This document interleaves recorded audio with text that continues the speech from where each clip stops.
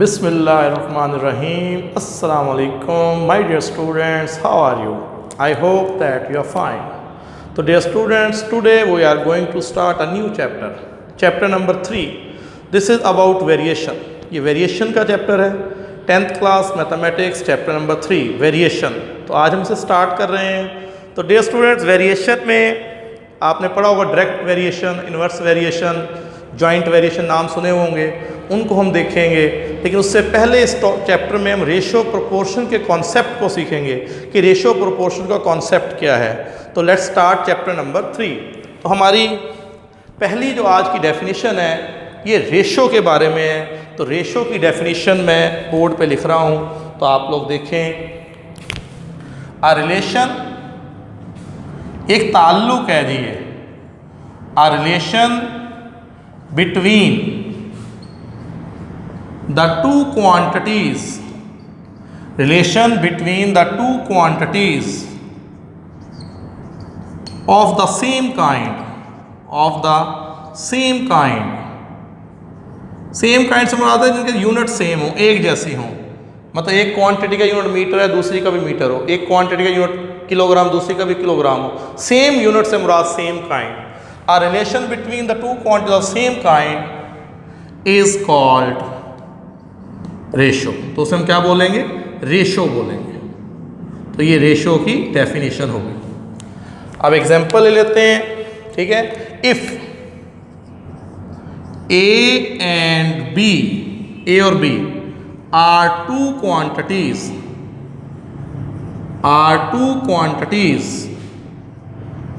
of the same kind, एक जैसी दो क्वांटिटीज हैं. And B is not zero, और जो B है वो ज़ीरो नहीं है, जो सेकंड क्वांटिटी है वो ज़ीरो के इक्वल नहीं है. Then ratio of A and B, तो A और B में जो रेशो होगी इज रिटन एज. तो भाई इसके दो तरीके हैं लिखने के. या तो आप उसे ऐसे लिखेंगे A रेशो B, या आप इस फॉर्म में लिखेंगे फ्रैक्शन फॉर्म में A ओवर B. तो रेशो को हम इस तरह से लिखते हैं, दो डॉट्स लगाए जाते हैं, ठीक है. A रेशो B, ये ऐसे लिखेंगे A रेशो B. ये फ्रैक्शन फॉर्म है, ये दूसरी फॉर्म है. दो फॉर्म्स में हम इसको लिख सकते हैं. तो रिलेशन है, ये एक ताल्लुक है दो क्वांटिटीज़ के बीच में जो एक किस्म की हैं, सेम काइंड की हैं, ठीक है. तो ये कंपैरिजन होता है दो क्वांटिटीज़ के बीच में जिनके यूनिट सेम हो, एक जैसी क्वांटिटीज़ में कंपैरिजन है कि कौन सी क्वांटिटी किस कदर छोटी है या बड़ी है. उस रिलेशन को हम रेशो बोलते हैं, उसको हम रेशो कहेंगे. तो डियर स्टूडेंट, ये हमने रेशो की डेफिनेशन पढ़ ली और उसको हमने स्टाइल देख लिया कैसे लिखा जाता है. दूसरे इसमें एक बॉक्स बना हुआ है, रिमेंबर दैट रेशो के अंदर एलिमेंट्स की जो ऑर्डर है ये बहुत इंपॉर्टेंट होता है, इसे हम चेंज नहीं कर सकते. तो इसके बारे में कुछ पॉइंट्स हैं. रेशो के अंदर जो तरतीब है एलिमेंट्स की उसे तब्दील नहीं किया जा सकता. Order of the elements, order तरतीब यानी कि order of the elements in a ratio में इज इम्पॉर्टेंट. वो बड़ा अहम होता है, उसे आप चेंज नहीं कर सकते. इस तरह कह लें A रेशो B को आप B रेशो A नहीं कह सकते, ठीक है. चेंज ऑर्डर को नहीं कर सकते. सेकंड, इन अ रेशो, एक रेशो है A रेशो B, ठीक है. तो स्टूडेंट्स में जो फर्स्ट एलिमेंट है इसका name antecedent. First element in the ratio is called antecedent. Second element of the ratio is called consequent. तो इनके आप याद कर लेंगे. First element of the ratio is called antecedent, second element of the ratio is called consequent. तो इनके first element और second element के खास नाम है, इन्हें याद कीजिएगा. Third one, the ratio has no unit. The ratio has no unit, जो रेशो होगी उसका यूनिट नहीं होता. Ratio has no unit. हाँ जी, अब बात ये होगी कि रेशो का यूनिट नहीं होता, ठीक है. तो रेशो का जब यूनिट नहीं होता तो फिर हम उसको uh ratio has no unit कैसे बदले नो यूनिट. तो देखिए स्टूडेंट, ऐसे होता है. फिर से एक क्वांटिटी है, 5 मीटर रेशो 4 मीटर। तो जब आप इन्हें डिवाइड करेंगे 5 मीटर 4 मीटर तो मीटर से मीटर कैंसिल हो जाएगा। तो जब सेम क्वांटिटीज में रेशो है तो वो यूनिट आपस में क्या हो जाता है, कैंसिल हो जाता है। तो रेशो हैज़ नो यूनिट, तो रेशो का कोई यूनिट नहीं होता। तो स्टूडेंट्स ये 3 बातें रिमेंबर दैट में लिखी हुई हैं, ये भी आपने याद करनी है। रेशो की डेफिनेशन भी याद करनी है। तो रेशो के बाद नेक्स्ट हमारे पास डेफिनेशन है प्रोपोर्शन। प्रोपोर्शन क्या है जी, ये भी 9th क्लास में भी आप लोगों ने डेफिनेशंस पढ़ी हुई हैं। प्रोपोर्शन जो है, प्रोपोर्शन इज अ स्टेटमेंट, ये एक स्टेटमेंट है which is expressed as an equivalence of 2 ratios। 2 ratios को जब हम इक्वलिटी में जाहिर कर देते हैं तो उसे प्रोपोर्शन बोलते हैं। अब देखें example, if A and B, A और B आर नहीं, बल्कि ऐसे नहीं, ऐसे करें, if A ratio B and C ratio D, 2 ratio लेनी थी ना, if A ratio B and C ratio D are equal, तो हम उसको कैसे लिखेंगे? देन वी कैन राइट, तो हम इसे ऐसे लिख सकते हैं, A ratio B is equal to C ratio D। तो डियर स्टूडेंट, इसमें जो ये एलिमेंट्स हैं A और D, इन्हें कहते हैं एक्सट्रीम्स। इन्हें क्या कहते हैं? एक्सट्रीम्स। भाई एक्सट्रीम पोजीशंस पर है ना, ये बाहर है, एक्सट्रीम पोजीशंस पर हैं। और जो B और C हैं इनका नाम होता है मीन्स, ये मीन पोजीशंस पर है। तो नाम है इनके A और D, फर्स्ट और लास्ट, ये एक्सट्रीम्स हैं, B और C मीन्स हैं। तो डियर स्टूडेंट्स, सिंबॉलिकली हम रेशो को ऐसे भी लिख सकते हैं, इस तरह भी रेशो को लिखा जा सकता है, A रेशो B, 4 डॉट्स डाल दिए जाएं तो ये बनता है प्रोपोर्शन C रेशो D। हम इक्वल को ऐसे भी लिख सकते हैं, ठीक है। और हम इसको मज़ीद सिंप्लीफाई करें तो हम इसको इस फॉर्म में भी ला सकते हैं, रेशो को लिख दें A रेशो B इक्वल, इसे डिवाइड फॉर्म में लें C रेशो D। अब ऐसे मल्टीप्लाई कर लें, क्रॉस मल्टीप्लाई कर लें, AD is equal to BC। अब ये फॉर्मूला यहां से बन गया, A और D क्या है? एक्सट्रीम्स हैं। ये हो गया जी प्रोडक्ट ऑफ एक्सट्रीम्स। एक्सट्रीम्स का product is equal to product of means, और मीन्स का प्रोडक्ट, एक्सट्रीम का प्रोडक्ट और मीन का प्रोडक्ट, दोनों प्रोडक्ट क्या होते हैं? बराबर होते हैं। A को D से मल्टीप्लाई कर लें, ये प्रोडक्ट ऑफ एक्सट्रीम, B और C को मल्टीप्लाई कर लें, प्रोडक्ट ऑफ मीन्स, ये दोनों आपस में क्या होंगे? इक्वल होंगे। तो डियर स्टूडेंट्स, हमने जब चैप्टर 3 शुरू किया उसकी इनिशियल दो डेफिनेशंस थी, रेशो और प्रोपोर्शन, वो मैंने आपको समझा दी, ठीक है। अब हम इसकी एक्सरसाइज स्टार्ट करते हैं। तो क्वेश्चन नंबर 1 एक्सरसाइज 3.1 में इस तरह से है, शॉर्ट क्वेश्चन टाइप के क्वेश्चन हैं। Express the following as a ratio A ratio B। इन्हें हमने A रेशो B की फॉर्म में एक्सप्रेस करना है, एंड एज अ फ्रैक्शन, और फ्रैक्शन की फॉर्म में भी लेके जाना है, in its lowest form, simplest form. हमने फ्रैक्शन की फॉर्म में भी शो करना है, सिंपल A रेशो B की फॉर्म में भी लोएस्ट फॉर्म में शो करना है। तो ये तो बड़े ही आसान से क्वेश्चन है। तो पहला जो पार्ट है ₹750 रेशो ₹1250, तो इनमें रेशो लेनी है। तो रेशो ऑफ 750 to 1250, तो इसका देखें, रेशो ले लेते हैं ₹750 रेशो ₹1250। तो स्टूडेंट रुपीज़ यहाँ पे यूनिट रुपीज़ है, रुपए में बात हो रही है, रुपीज़ से रुपीज़ कैंसिल कर दें, ज़ीरो से ज़ीरो कैंसिल कर दें, इधर भी एक ज़ीरो, इधर से ज़ीरो, ज़ीरो से ज़ीरो कट ऑफ कर दें, तो ये आ गया 125। फिर 5 के टेबल पे कटिंग करें, 5 के टेबल पे 5 1 ज़ा 5 2, फिर 5 5 ज़ा 25, फिर इसको 5 2 ज़ा 10, 5 5 ज़ा 25। फिर 5 के टेबल पे कटिंग करें, 5 3 ज़ा 15, 5 5 25। तो ये सिंपलेस्ट ए रेशो बी फॉर्म आ गई। अगर इसकी फ्रैक्शन फॉर्म लिखें तो फ्रैक्शन फॉर्म ये बन जाएगी 3:5। ये इसकी फ्रैक्शन फॉर्म बन गई 3:5 और ये हमने उसमें रेशो ले ली, ठीक है, और इसको हम कटिंग करते चले गए, ठीक है। तो ये 0 से 0 कैंसिल कर दिया, फिर इसको 5 के टेबल पे 2 दफ़ा कट किया, तो ये हमारे पास आंसर आ गया। अब यहाँ देखें 450 सेंटीमीटर है और 3 मीटर है। तो पहले तो आपको पता होगा डियर स्टूडेंट्स, 1 मीटर जो होता है उसमें 100 सेंटीमीटर होते हैं। तो 3 मीटर्स जो हैं उसमें कितने हो जाएंगे 300 सेंटीमीटर। हम यूनिट सेम कर रहे हैं भाई, यहाँ यूनिट सेंटीमीटर है तो हम यहाँ भी सेंटीमीटर बना लेते हैं। अब यूनिट हमने सेम कर लिए, अब हम इसकी रेशो ले लेते हैं। तो जब हम रेशो लेंगे 450 सेंटीमीटर और फिर 3 मीटर जो है वो कितने बन गए 300 सेंटीमीटर, ठीक है।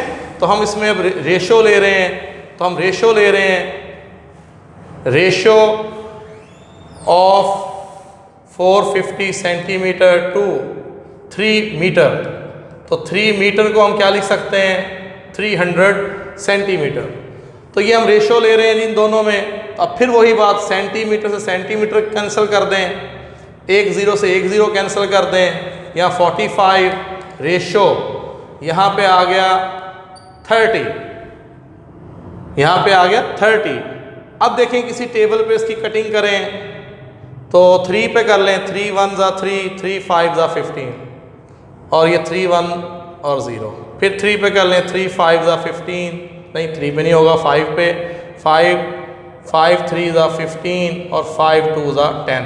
तो ये लोएस्ट फॉर्म में आंसर क्या आ गया 3:2 और फ्रैक्शन में लिखेंगे तो ये हो गया 3/2। फ्रैक्शन में आ गया आंसर 3/2। तो ये हमारा सेकंड पार्ट था। तो ये आपको पता होगा, ये बात याद रखनी पड़ेगी, 1 मीटर के अंदर 100 सेंटीमीटर होते हैं। तो 3 मीटर हैं तो कितने हो गए 300 सेंटीमीटर। तो हमने 450 सेंटीमीटर था तो यहाँ भी हमने सेंटीमीटर बना लिए। तो यूनिट सेम करके, जब हमने डेफिनेशन पढ़ा था सेम काइंड का वर्ड यूज़ किया था ना, कि relation between the 2 quantities of the same kind. तो जब उसको सेम काइंड हमने कर लिया, फिर कटिंग करेंगे, फिर उसमें हम रेशो ले लेंगे और फिर उसकी सिंपलेस्ट फॉर्म हमारे पास ये आ गई।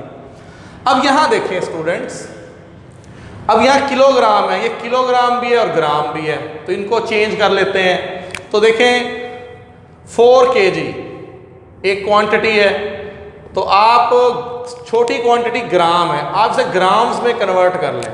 तो आपको पता है, हमें पता है इस बात का कि 1 kg जो होता है उसमें 1000, अच्छा यहाँ मैथ में ना ग्राम GM लिखा हुआ है तो हम वही यूज़ कर रहे हैं। तो 4 kg कितना हो जाएगा 4 kg बन गया 4000 ग्राम और ये 2 kg 750 ग्राम। तो 2 kg का मतलब है 2000 ग्राम प्लस 750 ग्राम। तो फिर हम इनको ऐड कर लें दोनों को, तो हो गया 2750 ग्राम। अब हम इनके बीच में रेशो ले लेते हैं। देखें 4 kg की रेशो लेनी है किसके साथ 2 kg 750 ग्राम। तो पहले यूनिट सेम करें, kg है तो ये 4000 ग्राम ऊपर हमने सॉल्व किया हुआ है। रेशो 2 kg और 750 ग्राम को हमने ग्राम्स में कन्वर्ट कर लिया। 2 kg में 2000 ग्राम 750 ग्राम सम अप कर लिया 2750 ग्राम। मैथ में ग्राम में ना GM लिख रहे हैं, वैसे तो ग्राम फिजिक्स पढ़ रहे हो तो सिर्फ G लिखा जाता है। अब कटिंग कर लें, ग्राम से ग्राम कैंसिल हो गया, 1 0 से 1 0 कैंसिल हो गया, तो यहाँ आ गया 400 रेशो, यहाँ 275। फिर कटिंग करें 5 के टेबल पे, 5 8 ज़ा 40, इसे 5 पे 5 5 ज़ा 25, फिर 5 5 ज़ा 25, फिर 5 पे कटिंग करें 16 5 ज़ा 80 और फिर यहाँ 11। तो ये सिंपलेस्ट ए रेशो बी फॉर्म आ गई। और इसको फ्रैक्शन में लिखेंगे तो ये हो गया 16/11। फ्रैक्शन में लिखेंगे तो क्या हो गया 16/11। तो डियर स्टूडेंट ये इसकी थी लोवेस्ट फॉर्म। तो क्वेश्चन 1 का फोर्थ पार्ट देखें, फिफ्थ आप लोग करेंगे। तो फोर्थ पार्ट में भी ऐसे ही है, मिनट सेकेंड आवर्स दिए हुए हैं, तो हम इसको सबसे स्मॉलेस्ट यूनिट सेकंड है तो हम सेकंड में कन्वर्ट कर लेते हैं। तो 27 मिनट, तो ये 27 मिनट और 30 सेकंड। तो मिनट के अंदर 1 मिनट में 60 सेकंड होते हैं, तो 27 मल्टीप्लाई बाई 60, अच्छा जी, प्लस 30, तो ये टोटल बन जाएंगे सेकंड। हमने इसको सेकंड के अंदर कन्वर्ट कर दिया। अब इसको 1 मिनट में 60 सेकंड होते हैं, पता होगा इस बात का आपको, 1 मिनट में 60 सेकंड होते हैं, तो हमने मिनट को बदला है सेकंड में, तो इसे मल्टीप्लाई कर लें। 0 6 7 ज़ा 42, 6 2 ज़ा 12 और 4 16 प्लस 30 सेकंड, और ये बन गया 1650 सेकेंड्स। अब 1 आवर है, तो 1 आवर को भी चेंज कर लेते हैं। तो आपको पता होगा 1 आवर में कितने सेकंड होते हैं, तो फिज़िक्स में आपको बातें याद होंगी। 1 घंटे में 60 मिनट होते हैं, फिर हर मिनट में 60 सेकंड होते हैं, तो 1 आवर में जो टोटल सेकंड बनेंगे वो बन जाएंगे 3600। 60 इंटू 60, भाई आपने 60 फिर 60 दो को मल्टीप्लाई करेंगे, तो 1 घंटे में 1 आवर में जो सेकंड्स होते हैं वो होते हैं 3600 सेकंड्स। अब हम इसमें रेशो ले लेते हैं, 27 मिनट 30 सेकंड रेशो 1 आवर। पहले तो इनके यूनिट सेम कर लें, इसको हमने सिंप्लीफाई कर लिया, 615 सेकंड बन गए। इसको 1 आवर में 60 मिनट और 60 सेकंड मल्टीप्लाई करके 3600। अब सेकंड से सेकंड कैंसल, 1 0 से 1 0 कैंसल। अब आप इसको 0 से 1 0 उड़ा दिया। अब फिर कटिंग करें, 5 3 ज़ा 15, 5 3 ज़ा 15, यहाँ पे 5 7 ज़ा 35, 5 2 ज़ा 10। अब 3 पे करें, 3 1 ज़ा 3, 3 1 ज़ा 3, 3 2 ज़ा 6 1, 3 4 ज़ा 12। अब ये फर्दर सिंप्लीफाई नहीं होगा, तो इसको फ्रैक्शन फॉर्म में 11/24 लिखेंगे। फ्रैक्शन फॉर्म में क्या लिखेंगे? 11/24। तो डियर स्टूडेंट, इसका जो फिफ्थ पार्ट है उसमें कुछ भी नहीं करना, जस्ट रेशो लेनी है, वहाँ डिग्रीज हैं, यूनिट सेम है, तो वो पार्ट आप लोग खुद करेंगे। अब क्वेश्चन 2 और 3 देखते हैं। क्वेश्चन 2 देखें, बहुत ही आसान क्वेश्चन है। इन अ क्लास ऑफ 60 स्टूडेंट्स, भाई टोटल स्टूडेंट्स कितने हैं? 60 स्टूडेंट्स की क्लास है जी। उसमें 25 स्टूडेंट्स जो हैं वो गर्ल्स हैं, गर्ल्स हैं 25। देखें जी, 25 गर्ल्स हैं और रिमेनिंग स्टूडेंट्स आर बॉयज़, और बाकी बॉयज़ हैं। टोटल 60 हैं, ठीक है। पहले तो हम देख लेते हैं, इसमें सारी रेशियोज निकालनी है, बॉयज़ टू टोटल स्टूडेंट। तो टोटल स्टूडेंट 60 हैं, गर्ल्स 25 हैं, तो बॉयज़ कितने होंगे? देखें जी, पहले बॉयज़ निकालते हैं। टोटल 60 थे, उसमें 25 गर्ल्स थी, तो बॉयज़ की तादाद कितनी हो जाएगी? 35। बॉयज़ की तादाद क्या होगी? 35। भाई टोटल स्टूडेंट हमारे पास, बल्कि इसको मैं मज़ीद ऐसे लिख लेता हूँ, टोटल कितने हैं जी? 60। हाँ जी, गर्ल्स कितनी है जी? उसमें से 25। तो बॉयज़ कितने होंगे जी? 60 माइनस 25, बॉयज़ आर 35। अब पहला जो क्वेश्चन है हमारा, उसको देखें जी। फर्स्ट में रेशो लेनी है, बॉयज़ की ratio two total students. Boys की रेशो लेनी है टोटल स्टूडेंट से। हाँ जी, बॉयज़ कितने हैं जी? बॉयज़ हैं 35, टोटल स्टूडेंट्स कितने हैं? 60। बॉयज़ हैं 35, टोटल है 60। रेशो लें, 5 के टेबल पे कटिंग करें, 5 7 ज़ा, और यहाँ पे 5 के टेबल पे, तो 7/12। 7/12 बॉयज़ की जो टोटल स्टूडेंट्स रेशो आ गई 7/10। 5 के टेबल पे इन्हें 5 पे डिवाइड कर लेना, इसे 5 पे कटिंग करें, 5 7 ज़ा 35, 12 5 ज़ा 60। 7 बॉयज़ हैं तो टोटल 12 हैं।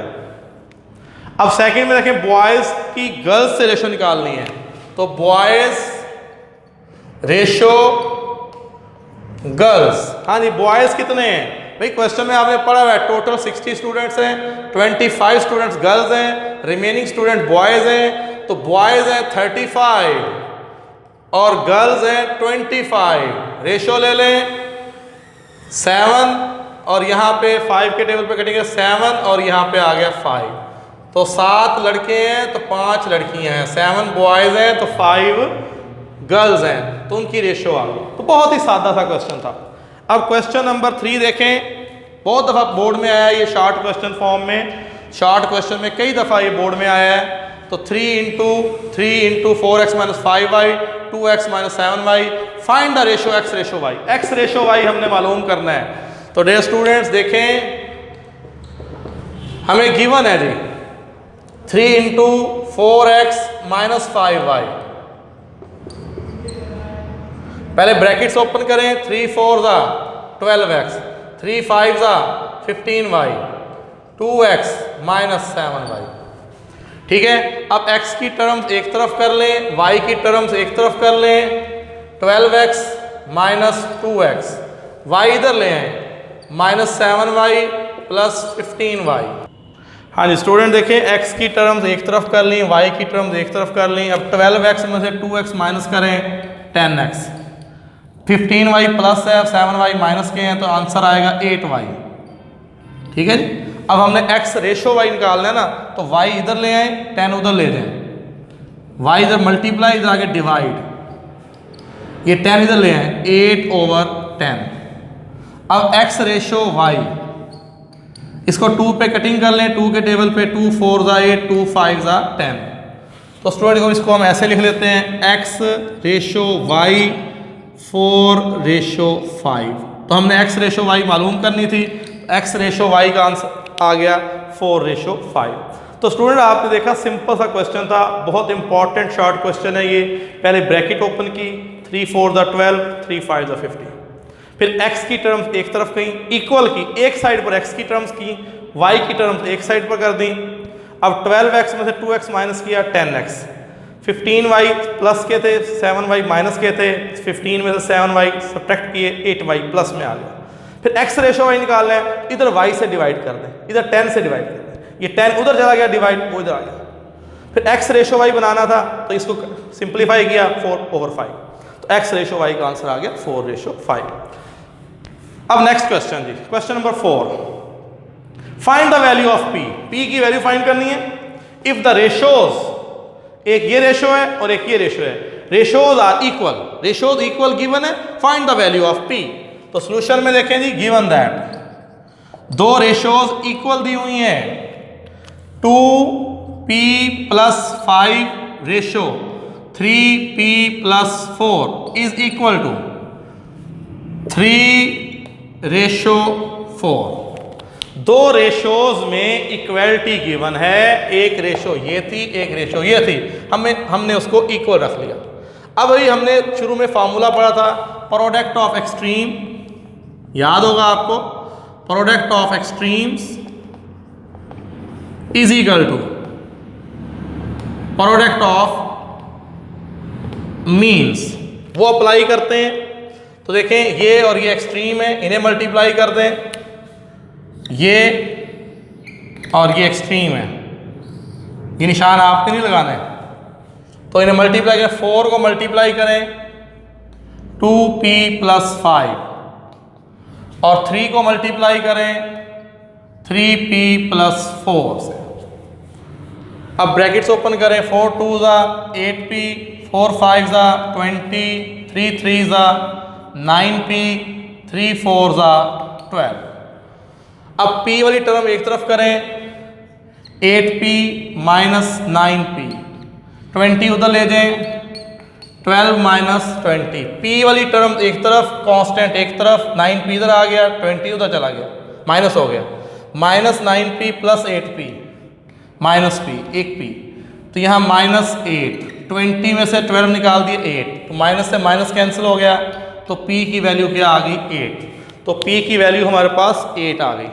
तो स्टूडेंट बिल्कुल इसी तरह जैसे ये पैटर्न है, इसी पैटर्न पे आप लोगों ने क्वेश्चन नंबर 5 करना है, बिल्कुल सेम है, उसमें भी दो रेशोज़ जो हैं इक्वल दी हुई हैं। इसी तरह से दो रेशोज़ को इक्वल रख के फार्मूला अप्लाई करके वहाँ पे आपने x की वैल्यू फाइंड करनी है। इस क्वेश्चन में हमने p की वैल्यू फाइंड की है, तो वो क्वेश्चन आप लोगों ने करना है। तो डियर स्टूडेंट, इसके साथ आज का लेक्चर हमारा कंप्लीट हुआ। उम्मीद है आपको बात समझ आ गई होगी। अपना ख्याल रखिएगा। Thank you very much.